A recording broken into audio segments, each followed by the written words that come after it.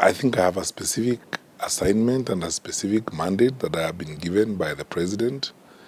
And my role as the president's program officer is to implement the president's program, and that's what I am doing. They should then be comparing president to president because I am implementing the president's program. When you came in sometimes last year in December, there was an outcry from the public of examination cheating, a lot of turmoil in the education sector, including teachers' strikes. But now the story is different this time, where the instances of cheating were minimal. How did you do this? The president asked me and the cabinet secretary in charge of Interior, General Kaiseri, he put us together and he gave us crystal clear instructions. One, he doesn't want to see anything called examination cheating in the country. Two, he told us to do whatever it takes to clean up at the Kenya National Examinations Council. Three, he told us to give him a plan on how we intend to do it and how we intend to ensure that we administer credible exams. So we embarked on that assignment, directly supervised by the president. It's just that a lot of people do not know this and they don't see this. We embarked on this. We studied the national examination cycle. We analyzed the cycle. We looked at the security risks, where they were, the challenges of the institution. We concluded that the Kenya National Examinations Council, as constituted then, had certain fundamental systemic challenges that needed to be addressed. We reported back to the president. The president gave directions and instructions on how to move forward now on that matter. And we proceeded to reconstitute the National Examinations Council and work now into internal systems reform, all the way culminating into the administration of the exams. It's a huge reform agenda, as it were. So what I think the public is able to see is the examinations. But there's a hell lot of work around and behind the national examinations. You've spoken passionately about the impact of cheating, but maybe you can draw us a picture as the Minister in charge of Education. What does it do to the quality of workers that a country gets when there's such kind of cheating? First of all, examination cheating is the lowest form of intellectual dishonesty, as I've said before. And the tragedy of it all is that if we encourage examination cheating, if we encourage our young people, our children, to grow up thinking there's another way to life other than honest, hard work, what kind of society are we building? And then secondly, it means that for any other decisions we make about the education, the future, the career development of some of these children, we are not going to make an accurate decision. And we have seen it. There are universities in our country, it's just that sometimes I keep telling people, the number of some of our children who go into our universities with a straight A and they cannot survive 2 semesters in some of the courses is increasing.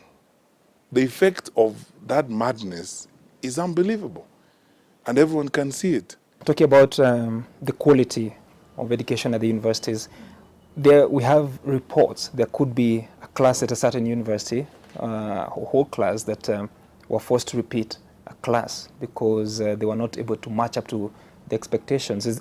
Are you aware of such a case? I am aware of that. I am aware of that case, and I'm aware of so many other investigations going on in some of our universities. I will not go into details about that because of the following reasons. Number one, we have several investigations going on a number of reports that we have received from universities. I have to be very honest with you. I have just come, I'm hot out of a meeting with the Commission for University Education. We have to implement reforms in the university sector. Some of them are going to be painful and very difficult, but each one of them are absolutely necessary. In some cases, I have to be honest with you and tell you this, it may actually lead to closure of some of the universities. Public, private? The investigations are going on, but I can see from some of the preliminary information I have, I can see clearly that some of them will lead to closure. Because if you have registered over the years students who have below a C for degree programs, they haven't qualified to sit in a university classroom in the first place. So how can you continue operating as a university when you are in total violation of even the basic regulations of operating the university? We are putting together our plan the investigations that are going on and the evaluations that are going on will continue way into the middle of January. And when they are done, we will now begin a necessary cleanup. We will begin an absolutely necessary cleanup of some of the things that are happening in our universities. There are several agencies, they call themselves agencies, that assist students to write their master's projects or even PhD. How do we get here and how do we get out of it? You see, first of all, laws in and of themselves may not be able to address moral issues. Some of the things that are happening in our universities are moral issues. We got here because of this fraudulent living. It started off, first of all, at the basic education level. You can steal an exam, set the exam, first of all, at the Kenyan National Examination Council, sell the exam to the highest bidder, and you sell the exam as early as May, so that some schools are not even teaching, they're just basically focusing on exams. Then come at the end of the year, you do the exam, and if you actually want a few more A's, you actually bribe the markers. And you find a way of manipulating the system, massage the grades so that your school can get a few more 100 A's. That time has come for all of us as Kenyan people to look in the mirror and answer the question, do we want to continue living this way? The answer is no. And we must cross that bridge. I have to prepare the public very sincerely that some of the reforms we have to carry out in the university sector are going to be painful. But we have to carry them out anyway, because that is how we'll secure the credibility of our education system. I've been dealing with challenges here last month and this month during graduation ceremonies. In one university, 600 students cannot graduate because their marks cannot be traced. In another university, about 150 students graduated whose record cannot be traced. No one knows when they came to the university, no one knows what they have been doing, but they were in a gown and they have a degree. And when you go to the university, you know, instituting very basic things like student information management system, in this day and age of technology, it's ridiculous. So a university like that, tell me yourself, why would the guy who runs that institution as a vice chancellor, what business does he have holding that job? I have asked the Commission for University Education to exercise its powers, conduct an enrollment audit, pursue some of these students and these supposed degrees where the commission is not certified and where they don't pass master, they withdraw the degrees. Let's go back to basic education a little bit. And for the past 1 year, you've been very busy on the field, paying unannounced visits. People have called you a bully. People have called you, it's an ambush. How do you think about such terms? I keep asking people, if I don't go to the schools, what would I be doing? Because when you look at it in terms of policy, all the great things we do here at Jogo House in education, they're about one thing, where the rubber meets the road, where the learning and teaching happens. Why was I appointed a minister for education to sit here and read newspapers? But Waziri, you have field officers.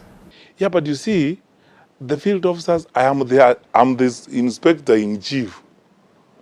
I am the quality assurance officer in chief. I am the head of the county directors of education. I am the head of the regional coordinators.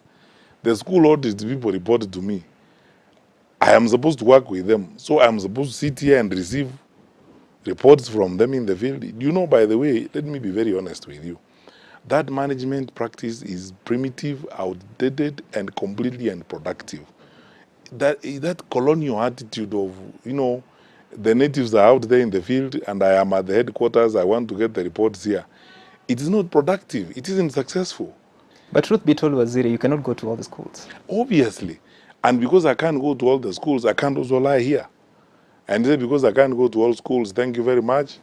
We can't go to all schools, let us sleep at the headquarters. After all, you can't go to all schools. The issue is, you have to go around the country. You have to go where the learning is happening. I am interested in our children. I've been to schools where because at the beginning many head teachers did not know that I would end up in the classroom. When I meet the head teacher in the office and I'm signing the visitor's book, ask him, Mwalimu, how are we doing? How are our children? He says, fine, everything okay. You have the books? Yes, we do. What's the ratio? 1 to 1 in some cases, 1 to 2. Then I shock them by saying, okay, fine, let's go to class. When we get the class, I say, okay, fine, raise up your books. And you saw them. We were together with you, first of all, in Kitui. Yes. 4 books in a biology classroom of 45 children. And that school, every year, receives capitation from here to buy books. And the only time I'm not going to go to schools is when the president, ends my mandate or my responsibility here. Right. And so do you think the various measures that you've been implementing, be it in examination cheating, be it in matters to do with school management, have you put in place proper mechanisms to ensure that even when you leave this ministry, they can live to succeed this Everything we are doing is institutionalized. Every single thing we are doing is institutionalized. Ask yourself this question. And when I have time, I'd like to discuss this some more. We didn't hire a single external person to manage the exams with us. We didn't hire a single external person. Everyone who was involved in the management of exams, whether they are from the Ministry of Education or from TSC or from NEC, they are all, and they have always been, employees in the sector. So it's a question of how we apply ourselves to our responsibilities. And all these decisions we are taking, by the way, even when we were changing the school term and the calendar and all that, there are reports here. I found reports here done by the Kenya Secondary Schools Heads Association, Kenya National Examinations Council in the past, several task forces, recommending that it's important that we actually set aside an exclusive examination period at the end of the year so that children and teachers and everyone can focus on the exams and carry on, in a peaceful environment. I listened to so many head teachers and heard gory stories about what happens in schools and stuff like that. And it was so evident to all of us that some of those so-called prayer rallies in schools in that term are avenues for all manner of monkey businesses by the profiteers and racketeers selling exams and so on. So when and I didn't even act on a whim. I sat down here with all the stakeholders. I called the unions, I called Kesha and the Secondary School Heads Association. Everybody told them, let's sit down and talk. I told them, this is what I think. Your reports are here. Let's go ahead. They said, yeah, actually, we have been thinking this should have been done for a long time. I said, why didn't you do it? He said, well, we have been trying to negotiate. I said, there's no need for negotiation. Let's do it. Look where we are today. And there are so many people, for instance, the teachers' unions in 2016 and 2015 and sometimes in this year were against some of the measures that you are putting in place in the ministry. But now there seems to have been a change of attitude. Why is this the case? That's a very good question to them, because I didn't change my position. They are the ones who had a different position, then they changed it. So you should ask them that question, then they tell you, why did you change your mind? But anyway, since the Bible says a fool does not change his mind, I think they are not foolish. So they are wise people. They changed their minds when they discovered that we were interested in making things work. That is all. In 2017, there will be an election, and whichever way it goes, your term could be affected. What are your key highlights that you want to achieve before that time comes? Not my highlights. You should be asking me, what is in the president's plan, the education sector, that the president wants implemented? That is it. The president's plan, as I said, reforming the system to make sure it's much more credible. Achieving 100% transition from primary to secondary. I am sad that this year we are going to have about 140,000 kids who may have challenges getting from one places. We are trying to see how best we can push a bit the infrastructure that we have so that we can accommodate them, because we have achieved about 86% transition. Actually, it could be around 87 when we push a bit. But the president has told us, and he's quite right, that 13% is too high at waste, as it were. So we are all working on how we deal with that wastage so that we have a 100% transition to secondary, which is a critical issue. There is what has become now my pet subject and focus, dealing with wastage in the education sector. We have so much money in this country that we have put in the education sector. If each of the shillings we put in the education sector went to its desired purpose, we will not be talking about some of the things we are talking about these days. We put money. This year alone, we are going to put 50 billion in the education sector, and we have been putting billions every year. Money that is supposed to buy textbooks, which you don't see in some schools. Money that is supposed to support infrastructure. I was in a school in Western Kenya another day where we have put close to about 40 or 45 million shillings, and there is nothing in the school to show for it, which is as a result of wastage, corruption, and so on. The highlight of this plan is the digital literacy program. Advance it and ensure that we complete the building of the Kenya Education Cloud, put much more digital content on the electronic platform, because that is how we enhance access to education, so that every child, wherever they are, can very easily access instructional materials, as it were. Maybe if you may expound on that digital literacy, how many more devices will be issued to learners in primary schools, and what is the target we eventually? started doing this in Standard 1. We hope that by the end of next year, we'll have actually gone this to Standard 3, as it were. And then the challenge, by the way, Sam, you realize that a lot of our people are fixated so much about devices and so on.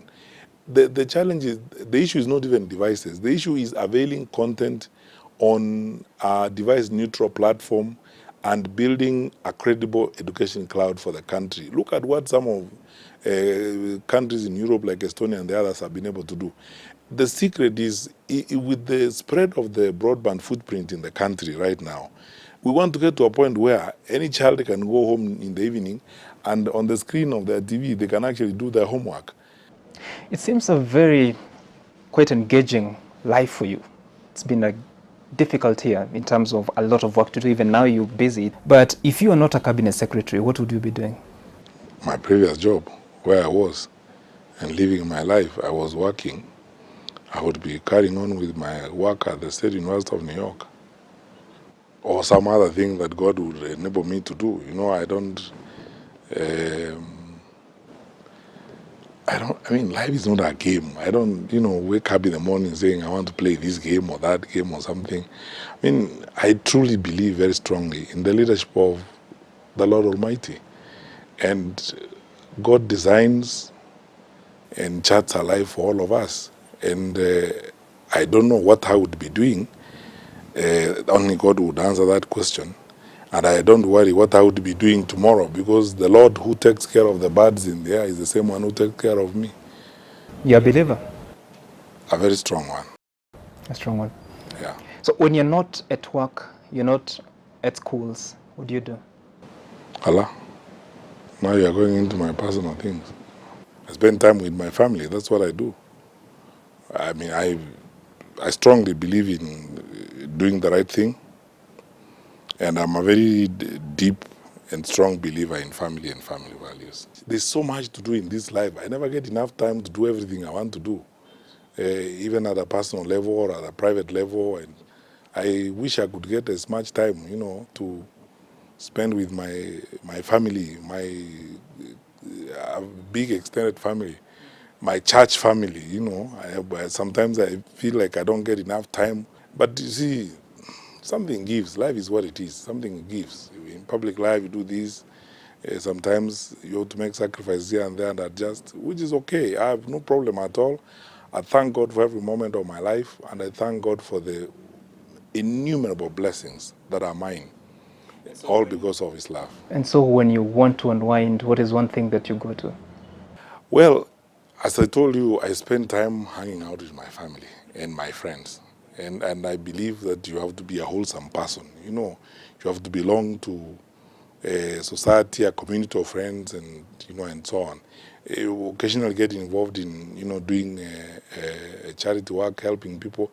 I mean, I come from a huge extended family, and as I told you, even throughout the year, I never get enough time to actually hang out with all my family members. So when I grab a moment, I hang out with my family, with my wife and kids, and How many? I don't want to go there. Okay. And I just do the life that any normal person does. And so, in terms of, you're saying that you enjoy spending time with family, but do you enjoy a sport, music? I'm a member of several clubs, and I do a lot of things in those clubs. Lawful things, though. So let's not go there. So what sport? I don't want to. I have agreed on this thing with my family. Yes. I'm the only person who's in public life, Right. and it's enough that I am doing what I am doing.